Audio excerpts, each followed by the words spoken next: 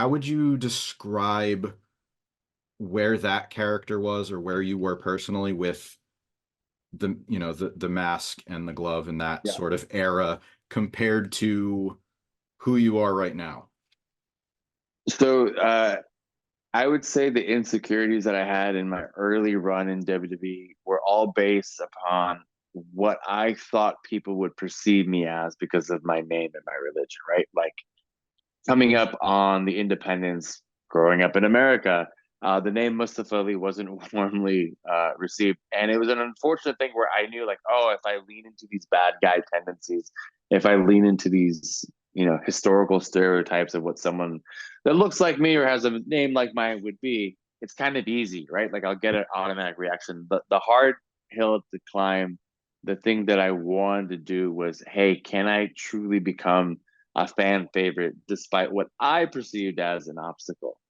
So the big thing was how do I present a character that's relatable to people that might not feel like they relate to me? So while brainstorming, while coming up, well, what do you want to be? Like, and I go, well, I kind of want to be like a shining light in the world. Like, I want to be someone's light in the dark. And I kept saying stuff like that, like, because people would talk about like, oh, you're so positive, this and that. So then I thought, how do you become the physical embodiment of light? Like how do you, Mm, I can say I want to be the light, but I go, what if that's my character? What if I'm like, I'm the light? Like that's the whole thing. mm, So I know Vince was very up in the air about it because, and I understand like what do you mean by being the physical embodiment of light? So it took a lot of back and forth. But the big thing that Vince and at the time the creative team loved was it's very easy merchandise, the mask, the glove. mhm. And I remember going into a meeting and I had like, it was a big PowerPoint presentation guy. I would have these little packets to hand everybody. And I had gone to some Disney on Ice thing with my daughter. And they're selling these little light up figures that cost like $3, but they're selling them for like $45. And every single kid's got it because Mhm. they want, and that was my big presentation. I go, hey, light up glove. It'll cost you $5 to make it, and we'll have the whole arena doing this.